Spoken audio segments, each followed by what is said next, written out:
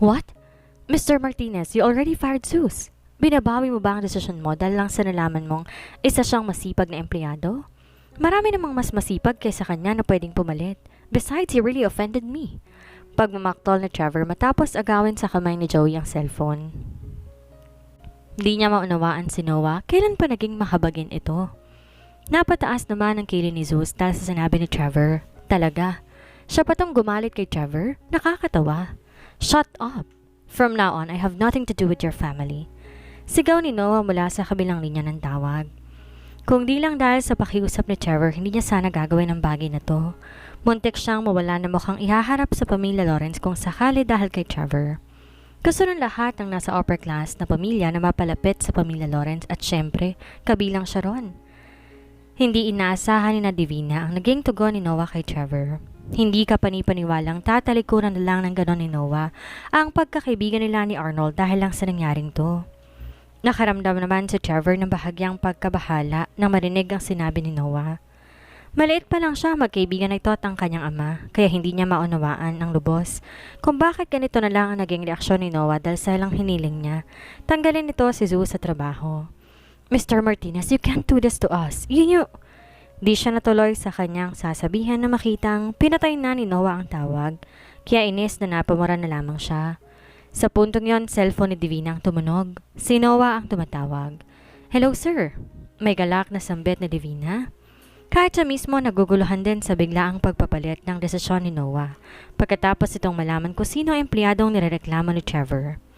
Higit pa ron, pinangakuan din itong ipopromote si Zeus, bagay na kinabago na ekspresyon ng kanyang mukha. Pasensya na kung pabigla-biglang desisyon ko.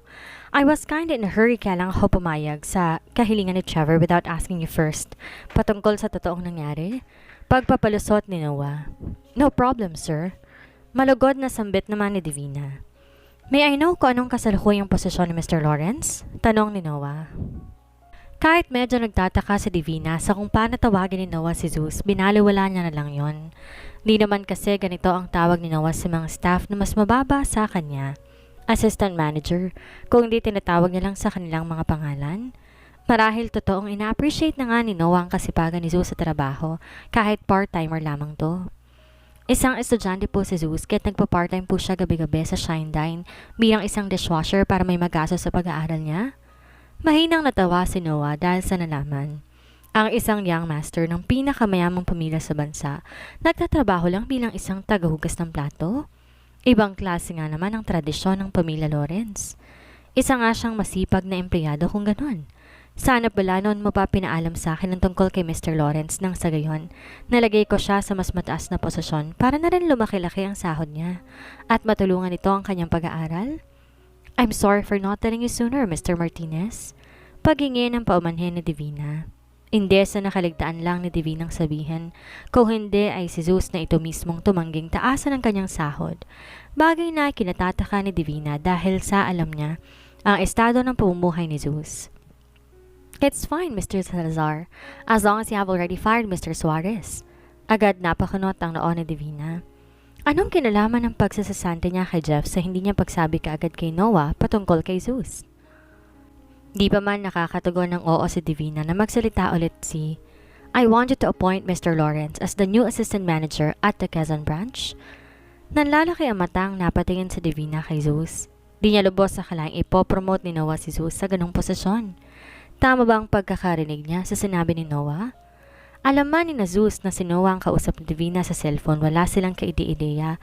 Ano ang maaaring sinabi ni Noah kay Divina para maging ganunto kagulat? Di naman siguro sinabi ni Mr. Martinez kay Ma'am ang tungkol sa pagkakakilanlan ko, hindi ba? Tanong ni Zeus sa isip. Mr. Martinez just promoted Zeus to assistant manager. Naisambit ng kusa ni Divina habang may magkahalong ekspresyon sa mukha. Nakatitig siya ng diretso kay Zeus. Makikita ang gulat na reaksyon sa mga mata ni na Trevor nang marinig ang sinabi ni Divina. This can't be happening. It doesn't even make any sense. Pabulong na wika ni Trevor habang gulat na nakatingin kay Zeus. Ang layo ng agwat ng dishwasher to assistant manager? Paano ganon kabilis magdesisyon ni Noah na ipromote si Zeus sa ganong posisyon? Ang tunay na rason kung ba't gusto ni Trevor mawala ng trabaho si Zeus para mawalan to ng pinagmumula ng kita. Kapag nangyari yon, sigurado siyang hihinto si Zeus sa pag-aaral. Kapag naghanap ulit ng trabaho si Zeus, ganon at ganon lang ulit ang gagawin niya hanggang sa tuluyan na ngang masira ang buhay ni Zeus. Sa halip mangyari ang kanyang pinlano ay kabaliktaran pa ang nangyari at mas masama pa ang naging resulta. Bukod sa nagalit na si Noah na hindi niya lubusang maunawa ang dahilan, na-promote pa si Zeus bilang assistant manager. Mas lalong di niya maunawaan ang naging desisyong iyon ni Noah. Lumapit si Zeus kay Divina at saka inilahad ang kamay upang hiramin dito ang cellphone. Pwede ko buong makausap si Mr. Martinez? Yes. Tayong tugon ni Divina habang hindi maalis-alis ang titig kay Zeus. Sabay iniabot ang kanyang cellphone. Makikita sa mata nito ang matinding pagtataka. Good evening po, Mr. Martinez. Si Zeus po ito. Halos mabitawan ni Noah ang kanyang cellphone nang marinig ang boses ni Zeus. Mr. Lawrence? Paumanhin sa mga nasabi ko kanina. Alam kong ayos lang po yun. Ako nga po itong dapat nagpapasalamat sa pagpopromote niyo sa akin. Putol ni Zeus sa sasabihin ni Noah. Kailangan nilang maging maingat sa kanilang sasabihin dahil maaaring nakarecord ang usapan nilang to sa cellphone ni Divina. Agad na unawaan ni Noah kung bakit yon ginawa ni Zeus kaya napasampal siya sa kanyang noo. Dahil sa pagkasabik na wala sa kanyang isip na maaaring ang nakarecord ang tawag nila ngayon. Maliit na bagay, Mr. Lawrence. Kailangan ko talaga ng katulad mo na masipag sa trabaho. Huwag kang mag-alala, Mr. Lazar. We'll help you understand kung ano mang trabaho ng isang assistant manager. Natutuwang wika ni Noah. Umiti si Zeus. Thank you, Mr. Martinez, sa napakagandang oportunidad na ito. Pero tinatanggihan ko ng promotion. Napaawang ang bibig ni Divina dahil sa sinabi ni Zeus. Maging sina Trevor, Matt, Ludwig at iba pa nilang kasama, di makapaniwala na tinanggihan lang ni Zeus ang kanyang promotion. Bahagyang nakaramdam ng kaba si Noah. Tinanggihan ba ni Zeus ang promotion dahil nagalit ito sa ginawa niya kanina? Isa pa lang po akong estudyante. Kahit po sakto lang sa pang-araw-araw na gastusan ng kinikita ko, sa paghuhugas ng plato masaya na po ako roon. Isa po, hindi ko kayang tungkulin na isang assistant manager. Kapag nasa ganong posisyon na po ako, hindi po ba full-time ang oras na kailangan gugugulin ko sa trabaho? Sana maunawaan ninyo po. Halata naman para kay Zeus na ginawa lang yun ni Noah para magpakitang gilas sa kanya at kunin ang kanyang loob dahil sa nalaman nito ang tunay niyang pagkakakinanlan. Bukod pa ron masyadong nagpakamagarbo sa pagkakapromote niya mula sa tagahugas ng plato hanggang sa assistant manager. Kapag nalaman ito ng ibang empleyado, hindi rin nila may iwasang magtaka at marahil mainggit. Sakalang napagtanto ni Noah kung gaano siya nagpadalos-dalos sa kanyang naging desisyon at di man lang inisip ang mga posibilidad na maaaring isipin ng ibang tao. At yon ang eksaktong nararamdaman ngayon ni Divina. Hindi lang sa tinanggihan ni Zeus ang dagdag na sahod na inaalok niya noon, pati ng promotion bilang assistant manager ay tinanggihan din ito. Kulang na lang isipin niyang nagpapanggap lang si Zeus na mahirap dahil sa hindi niya naman talaga kailangan ng pera. Mananatili na lang po muna ako sa pagiging tagahugas ng plato. Nakangiting sambit pa ni Zeus. Nakahinga na maluwag si Noah. Ibig sabihin lamang nito hindi galit si Zeus sa kanya. Kung yan ang desisyon mo, Mr. Lawrence, masaya ako naging bahagi ka ng aming kumpanya. I am looking forward to meeting you in the future. Lubos na nagagalak na wika ni Noah. Pinatay ni Zeus ang tawag at pagkatapos ibinalik niya ang cellphone kay Divina. Napansin niya nakatitig lamang to ng husto sa kanya. May dumi po ba sa mukha ko, ma'am? Sakalang nagbalik ng sariling diwa si Divina, sabay na iling-iling. Imposible. Anito sa kanyang isip pagkatapos ay tinanggap ang cellphone. Iniisip niya baka hindi totoo ang impormasyong nalaman niya na nag-background check siya tungkol sa pagkakakilanlan ni Zeus. Pero may punto rin naman si Zeus kaya winaksin niya ang duda niya rito. Isa lamang estudyante si Zeus at hindi maaaring isakripisyo ang pag-aaral para lang punan ng oras na kanyang gugugulin bilang isang assistant manager. Di naman pwedeng gawin itong part-time job ang pagiging assistant manager. Kung siya ang napos sa posisyon ni Zeus, gagawin din ang gagawin niya. You are so dumb, Zeus. How could you turn down such a rare opportunity? Magkapagtapos ka man ng pag-aaral at makapagtrabaho, hindi naman magiging kasing ganda katulad ng isang assistant manager. Naiilang habang natatawang sambit ni Trevor. That's right. Marahil gusto nilang talagang maghugas ng plato habang buhay. Hindi ba't sinabi niyang masaya na siya sa ganon? Natatawang gatong naman ni Matthew. Malamig na tinignan ni Zeus ang dalawa. Ano man ang desisyon ko'y wala na kayong kinalaman doon. Isa pa, hindi ba't dapat na mas inaalala mo ngayon ang magiging reaksyon ng iyong ama kapag nalaman niya tungkol sa pagtalikod sa inyo ng pamilya Martinez? Baring ni Zeus kay Trevor. Natahimik si Trevor. Sa kabila ng galit at tinis niya kay Zeus, aminado siya sa kanyang sarili na nag-aalala siya. Anong karapatan mong pagsalitaan ng ganyan sa Trevor? Hindi porket pinapanigan ka ni Mr. Alanis at kinakawaan ni Mr. Martinez ay may karapatan ka ring mag-angas sa harapan namin. Baka nakakalimutan mong isa ka lang basura. Pabulyaw na sambit ni Ludwig. Bahagyatang lumapit kay Zeus at nagahamong tiningnan siya sa mata. You're just a poor loser in our school. I bet nang umatake kay Mr. Alanis noon ay ang lampa mo, kaya sila natalo. If you're really that good, let's spar. Show us how good you are in fighting. Tama. Alam naming wala ka naman talagang alam sa pakikipaglaban. Marahil ini-exaggerate lang ni Mr. Alanis ang pagkukwento pero ang totoo, tayo mahihinang suntok lang pinakawalan mo para patumbahin ang mga lampang nagtangkang magnako kay Mr. Alanis. Kahit sino naman kayang gawin yon. Nakatawang sambit nito. Kung totoo ngang mahusay ka sa pakikipaglaban, bakit di mo subukang talunin si Ludwig? Don't worry, he's not very good at fighting. He's just a white belter in karate club. Baka talunin mo lang siya within 1 minute kung totoo nga ang sinasabi niyo ni Mr. Alanis? Sambit ni Matthew. Mapupuna ang pagkasarkastiko sa tono ng kanyang pananalita. Nakangising tinangoan ni Trevor si Matthew. Ang totoo, isang black belter si Ludwig. Dahil pribado lang kung may training ito, sila lang din nakakaalam ng kanyang totoong kakayahan. Na minsang bumisita sila ni Matthew at Trevor sa bahay ni Ludwig, eksakto nag-ensayo ito habang nasa harap 5 green belter bilang kalaban.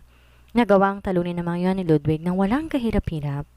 Kung mapapapayag nila si Zeus na kalabanin si Ludwig, ito na ang tamang pagkakataon upang makabawi at maturuan nila si Zeus ng leksyon.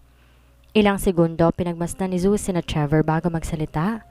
Wala akong dapat na patunayan sa inyo. May mga gawain pa naghihintay sa akin. Isa pa, hindi siya karapat-dapat na makasparing ko.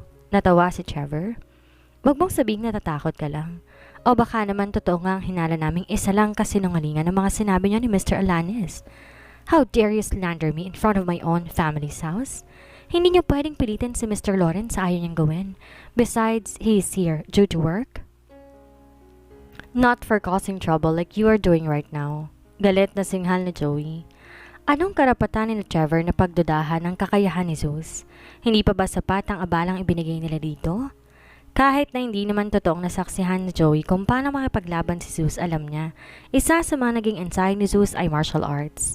Ang pamilya Lawrence ang pinakamakapangyarihang pamilya sa buong bansa, kaya sigurado si Joey na sa mga top master ang naging guro ni Zeus.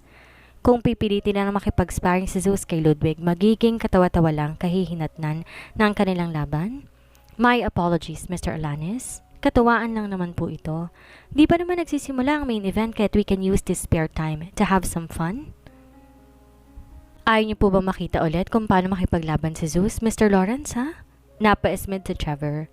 Kinukutya niya kung paano tawagin ni Joey si Zeus.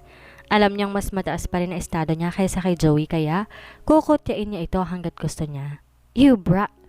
Nahinto si Joey sa kanyang balak na pagmura kay Trevor na magsalita si Zeus. Kung ito ang makakapagpanatag ng kalooban ninyo, gagawin kung gusto niyo. Pagbayag ni Zeus, sigurado siyang hindi siya tatantanan ni Trevor pero sa isang kondisyon. Nagagalak na nagkatinginan ng tatlo pagkatapos ay nakangising ibinilik kay Zeus ang kanilang tingin. Kondisyon? Gusto mo bang isang kamay lang gamitin ni Ludwig? Walang problema. Sambit ni Matthew habang may pangungot niya ang tono ng boses. O baka gusto mo ipikit ko ang mga mata ko? Pwede rin naman. Natatawang ani naman ni Ludwig. O baka gusto mong ipikit ko ang mga mata ko? Pwede rin naman. Walang ekspresyon sa mukha, pinagmasdan ni Zeus ang kahungkagan nila. Talaga nga namang pinupwersa rin ng inisensya para lang din sa kanila mismong ikasasama. Ang kondisyon, lilisanin niyong tatlo ang mansong ito kapag natalo ko si Ludwig na gamit ng idaliri. Hanggat nasa paligid ni Zeus na Trevor, hindi mapapanatag ang kalooban niya. Panigurado, mayat maya niya silang makakasalumuha sa loob o labas man ng mansyon. Saglit na natahimik si na Trevor nang marinig ang sinabi ni Zeus, maging si Divina at isang kasama ni na Trevor. Parehas na may ekspresyon sa mukha at yon ay pagkagulat. What did you say? Tatalunin mo si Ludwig ng daliri lang gamit? Are you out of your freaking mind? Di makapaniwalang tanong ni Trevor na sinunda na malakas na tawa. Sinunod John ni Matthew at Ludwig. Napaka-imposible naman ang sinasabi ni Zeus. Kahit mismo mga naging instructor ni Ludwig, hindi kayang tumalo ng kalaban gamit lamang ay daliri. Isa siyang black belter. Kahit man totoong white belter siya, katulad ng inaakala ng karamihan, hindi pa rin magagawa ni Zeus talunin siya gamit lang ay daliri. Kalokohan. Plano mo bang kilitiin si Ludwig para manalo? How brilliant! Muling sambit ni Trevor na mas nagpalakas ng kanilang tawanan. Nailang na lang isa nilang kasama at mahina ring natawa. Sa 3 taong paninilbihan niya bilang isang talo, natutunan niya kung paanong kumilatis kung marunong nga bang isang tao pagdating sa pakikipaglaban. Kahit duda man siya sa kakayahang sinasabi ni Zeus, hindi malabo na mahusay nga ito sa pakikipaglaban. Napansin niya na kahit normal lang tingnan ang panlabas na pangatawan ni Zeus, paminsan-minsan mababaka sa suot nitong uniforme ang nakatagong makisig na pangatawan na parang talagang nag-workout.